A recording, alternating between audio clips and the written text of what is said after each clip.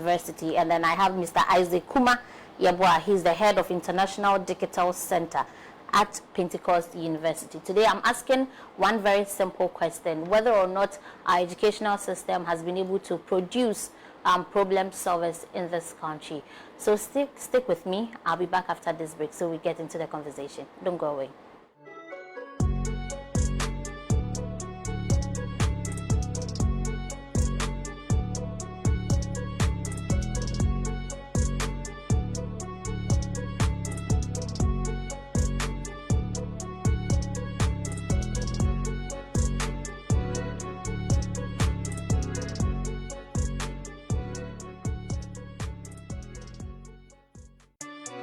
Yeah, welcome back from that short montage break. So let's just get into the conversation. I've already introduced my guest to you. So Mr. Isaac and Mr. Charles, right? Okay, you're welcome, gentlemen. Thank you. Okay, I believe that both of you are in education, right? Yes. Okay, so then let me ask this question. When you look at our educational system from our basic school through to our university level, what do you see? Let me start with Charles and then I'll come to Isaac. Okay.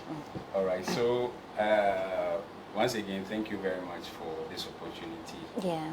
And again, we would want to say a big thank you to the viewers for making it a point to view and also to listen to us in the various mediums. And we want to also say on behalf of the management of Pentecost University, I want to say God bless you so much for making it a point to also listen to us. And also we want to bring greetings from Professor Kodria, that is the Vice Chancellor of Pentecost University. He is so excited when it comes to youth empowerment and things that is to do with education. Okay. And so now straight to your question. I would describe Ghana's education system as serious attempt to impact very useful knowledge to people of all ages towards the development of Ghana. And I made mention of a serious attempt because none of our leaders, started off with an intention not to give us the best of education. Now, as to the outcomes, I think when we get there, then we will talk about whether their attempt has or have given us the needed result to push the nation forward. So I would say there has been very serious attempt to give us the best of education. Okay, Mr. Yeboah. Yeah, I think Ghana education is solid in the sense that we have a lot of good products that are coming out from our universities. It's just that the enabling environment to make them become what we expect them to do is what is a little bit lacking. Okay. Now, I'm saying this from this angle in the sense that we have very good, talented individuals like Professor Dr. Ashite Trebi-Olenu, who is a NASA robotics scientist who was trained in Ghana here at GSTS. Okay. We have the late Professor Alote, our own professor, who is a guru in mathematics, and he has been able to propound an equation which shows that space light meet at infinity, and that is what is being used for spacecraft technology. So yes, we have also Dr. Mesa, who was part of the pioneers when it comes to fiber optics technology. So I would say yes, but the enabling environment for them to be able to excel and bring out their knowledge is what is problematic. In a sense that you find out that when they travel from our country here and they are given that opportunity to be able to show off what they have studied, they are able to do it. I will bring my angle into it in the sense that I was trained in Ghana here up to the tertiary level. But I had the opportunity of traveling outside to do my further studies. And I can tell you that the educational background that we have, comparing it to the other African countries, you find out that our educational background is solid in the sense that there are so many things you are able to multitask. The only thing is that when it comes to the practicality, things that you need hands-on aspect of things. That is where I'm talking about the enabling environment. Okay, I was going to ask you, because I heard Isaac also mention the enabling environment. So I was going to ask, when you say enabling environment, what is it? Oh, okay.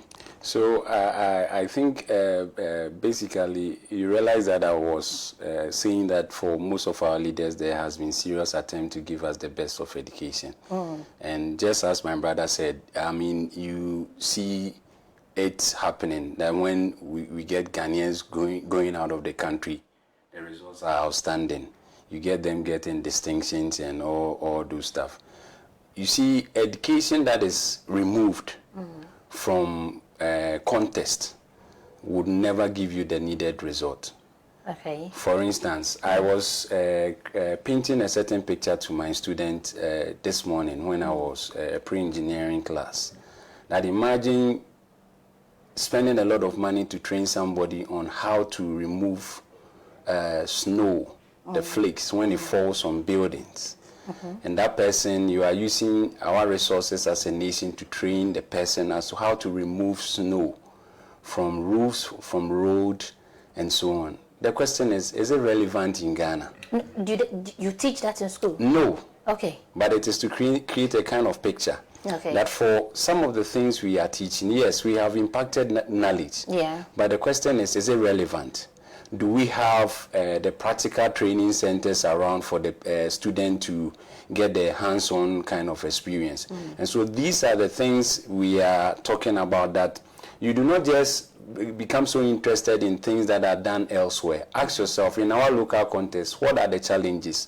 What are the facilities that we have to put in place to make sure that once they are done with the theories in class, you have the industries and training centers, skills centers to help them get hands-on experience concerning whatever they have learned. And again, ask yourself, what I am teaching them in terms of even the hands-on experience, is it going to be relevant to our nation? There is a serious imbalance concerning what we teach in school and as to its relevance in society and our challenge. For instance, we have a lot of issues concerning flooding, and then issues concerning poverty, food, and so on. Mining, and so on. So ask yourself, as a nation, how well are we resourcing our institutions to major in these areas? Because what then is the essence of education? If I'm just training you to get the head kind of knowledge, fill yourself up with so many stuff, and as to it bearing with realities is not there. I think that is where the challenge is. For attempt to impact knowledge, we have received... We've made the attempt. Okay. Let me remind my viewers that you're also equally invited to be part of the conversation this afternoon. Share your thoughts with us on our WhatsApp number 053-132-0444. It will be on the screen, so you can pick it from there. But if you also joined us through our live Facebook stream, you can leave your comments in the comment section, and then I'll read them as the show goes on. Then let me just ask this question straightforward then. Has our educational system been able to produce problem solvers in this country? Okay. Let me start with Mr. Yeboah, then I'll come to you. Right. Yeah, that's a very brilliant question. Yes, I would say to an extent, yes, we have. Okay. In the sense that we have people who have been educated and they go to work and solve problems. So we can classify the problems in terms of category. Okay. Okay, because there is no one who buys from his house and then go to work and then sit down aloof and then pay at the end of the month without solving any problem. So I would say yes, we have people who have been trained. The most important thing that I think we should consider is those that can turn whatever they are learning into what we call entrepreneurial skills, okay? Those who are having the technical skills, because when you look at the dimension of our education system now, it gears more towards the humanities than when it comes to the arts and sciences or the engineering, as I have to put it. The STEM? The STEM, sure. And that is what we, Pentecost University, we are trying to bring up. Currently, as I speak with you, we have the pre-engineering program, which is related to STEM programs, that is given to us, or was given to us by the minister, the current Minister of Education. It was between Pentecost University and then UMass. Okay. Now, the program is STEM-oriented program, where we are to train non-science students to become engineers, to have the ability to now branch into engineering field. Say somebody who offered general arts, visual arts, business. Really? Yes. And as I speak with you, it is marvelous, because you realize that because of the hands-on training they are gaining, they are able to solve real-world problems. There is this lady who has his own rice farm before joining the program.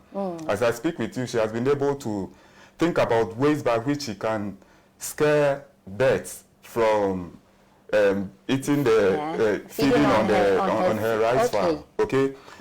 By the knowledge that she has acquired, and it's just a 1-year duration program, she has been able to develop, they call it scarecrows, stuff of things. She has been able to design a system that can remove weeds from the rice farm.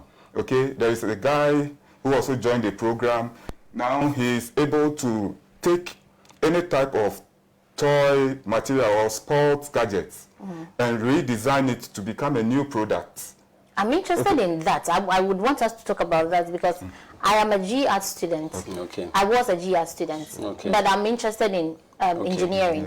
But there's this stereotype out there that engineering is so difficult, and it includes math. And if I hear math, I say bye-bye, because math and I are not very good friends. So I would want us to come back to that conversation, because it means that people who have joined the program are getting a different kind of education, and exactly, they are being oriented in a different way, they are being socialized in a different way.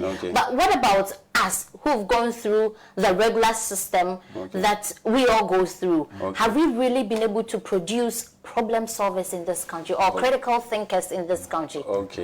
I will say yes. Yes, I would say yes, we have been able to produce problem solvers. But the question is, have we produced enough problem solvers? Because, I mean, you are able to produce enough problem solvers when you really know in terms of even quantity and type of problem solvers you need to produce as a nation. Because, in fact, the doctors in the various hospitals were trained in Ghana, and they are able to take care of people. They build about, I would say about 90% of the buildings we see in Ghana are buildings that were engineered right here in Ghana and were constructed by Ghanaians. And so in that sense, yes, our educational system has been able to produce problem solvers. But the question is, have we been able to produce efficient and adequate problem solvers as a nation? On that, I would say no. Because it is not just enough to be able to produce somebody who can build. But the question is he able to build or put up structure or infrastructure that would meet global standard? On that, I think we lack in one way or the other. And so if we need to focus as a nation, it's more about upping our game or moving our game to the next level, and that is exactly what Pentecost University is doing. My brother mentioned what we are doing.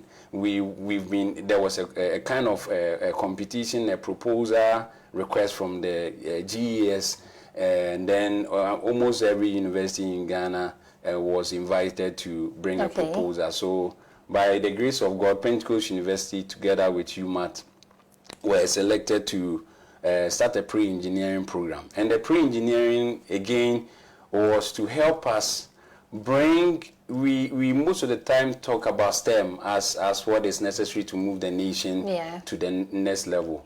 And we realize that even if you train all the science students, there still would be a serious gap concerning the number of STEM people you need to move the nation to the next level. And I think it is as a result of that a minister started that kind of drive for us to bring as many people as possible on board to train them on the fundamentals, so that will be very easy for them to also enroll. So again, for the GArt student, this is the mindset behind what we are doing. I am an engineer. I have gone to so many projects, and the complaint is we have poor finishes. You get somebody who can design a very beautiful, who can design chairs. Solid, you sit on it, there won't be any problem. But you just try moving, and then you get your dress torn in one way or the other. All these things are a problem to do with finishes. And so the G-Art student, for instance, who is coming on board with the ability to bring the aesthetics, the very fine finishes to the engineering stuff that the science or the core, the hardcore technical guy is bringing on board. So I am producing the building, but it will then become the responsibility of this G-Art student who is now trained in one way or the other with the fundamentals to also bring the aesthetical stuff that would also make whatever product the engineer is bringing a bit appealing. For instance, mobile phones. Apart from the fact that you want to make calls and again to do your text messaging and your chats here and there, if I just design a box that is with an irregular shape and with a very funny makeup, although your main quest is to do your calls and do your chat and so on, it is very difficult for one to select a phone with that kind of design arrangement. When it's unattractive. When it's unattractive. And so it is for this reason that we are saying that as a nation we have done ourselves a lot of harm for making it like a strict and a straight-jacketed thing that it's only those who undergo pure science that could be engineers. We are, through this kind of understanding, we have started a program that is giving the G-Art student the fundamentals. So we let them go through basic physics, we let them do chemistry, basic things that, and we do it in a way we know we are teaching G-Art students. So we make it a bit comfortable. We bring experts and people who are able to communicate some of the things that at the SS level, it was very, very difficult for them. Because at that level, we are not just teaching you all the theories you need. We are teaching you the ones that will be very relevant for the course you would want to undertake in the university. So this is what is going on. My interest was actually pegged until I had physics and chemistry, and it just started dwindling down. Maybe I'll consider it. But you mentioned that, and then I want to find out that you said we've done ourselves a great harm as a nation because of the educational system that is in place, or the educational system that we practice. What are some of the challenges in our educational system that you would attribute these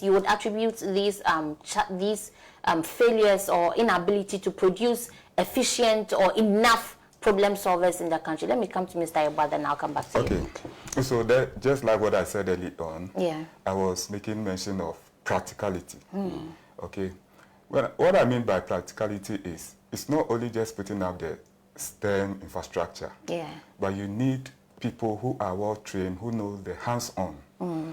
Imagine you have a visual art student who know the in and out of a lot of designs. Such person can sit down and then draw or sketch you, and you just love it.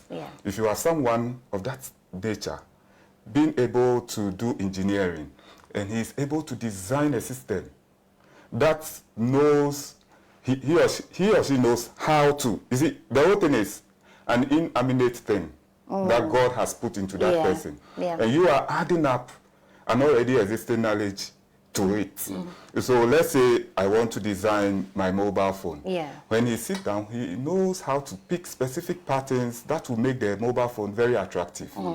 Now, in reality, when we talk of world-renowned engineers, they are people who have artistic, inanimate thinking. And they bring out new things.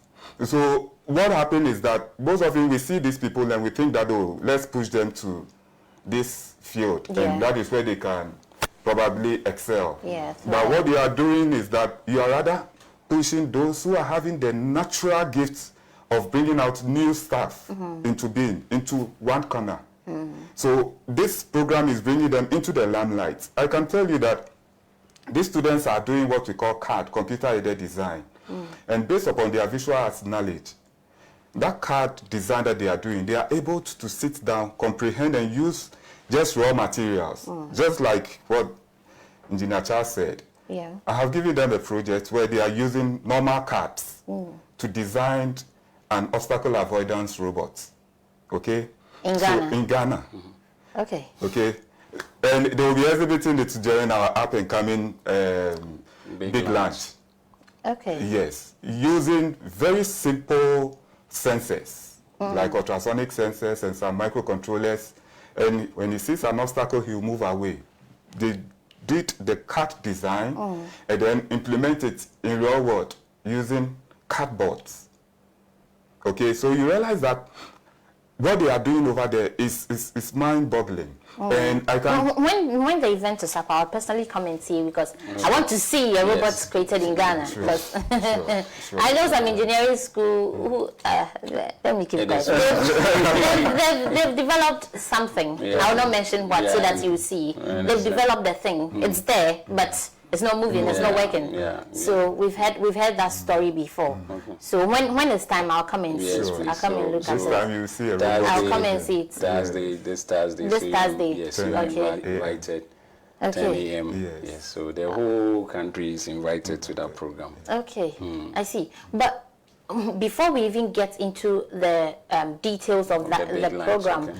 let me find out from you also what you think is one of the biggest challenges. Because prior to this conversation or this interview, I was reading, or I was listening to some of the complaints that are being churned out there, and infrastructure is one, the practicability is one, and then the fact that the teachers who are even supposed to train our pupils are not treated well. They are not paid well. They don't have equipments to teach the pupils. Are these the only challenges that our educational system faces, or are there more? Okay. So for me, I'll start again by saying that our successive leaders did make serious attempts, and even the current president and the education minister is also doing his best and trying to make sure that we get the best of education. But you see, where the nations have gotten to, it's not just in their attempt, but how significant their attempt is.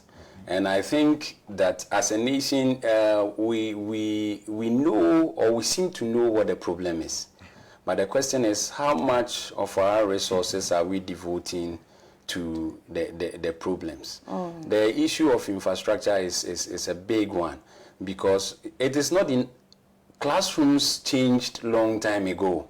It is not just in having a space with chairs and desk and your... Oh, you're fortunate to even have chairs. There are some schools that are under sheets. There are some kids who've never seen a desk. Yeah, so this should paint a picture of the gap that exists between where we want to go to and where we are now. Because now, whereas others are bringing a lot of improvement in classrooms, we are still at the level where we are struggling to even get the very basic classrooms for chalk and then boards and books and so on. For new curriculum. Excellent. And books with a lot of mistakes and so many things. I think we just don't have to talk about the problem, because the average Ghanaian knows what is wrong with the nation. But the question is, how committed are we as a nation? When the budget is read, we need to all get interested in, if we think education is what is going to take us to the next level, we just, from the journalist to the educational institution to all that matters in society, ask yourself, when the budget is read, what component is devoted to our education? Because all these things will feed in one way. I have traveled to places like Pasa, and I think my first time of going to that region, Pasa, Pandai area, I came back and then I said, it looks like Accra has had enough development. It's about time we extend it to the... And even look at the state of even Accra, with all the problems, with class... even there are communities in Accra that do not have the decent the desk and chairs and so on. So imagine a place where the very basic things that students need, like their classrooms are not there, and very basic things that everybody needs is not there. So we need to know that a lot of people are moving. A lot of the nations are going very, very fast. They are investing in so many things to improve. That's why in 2016, the president introduced the new curriculum. He says this curriculum would help the children become worldwide computerized or whatever, globalized or whatever citizens. But is that what we are really seeing? Is that the reality on the ground? Again, like I said, the intention was good. And for me, but the reality. So if you're a good project person and you start a project periodically, you just need to go back, do a retrospective, do analysis concerning progress of the specific things and see whether the deliverables are met. If it is not met, you review. But we are people that sometimes we get so excited with new ideas. We start it and it's as if we are stuck. We are not able to review and introduce things because you had a certain perspective, a certain mindset, a certain picture that led into the curriculum development. And now you have started implementing it.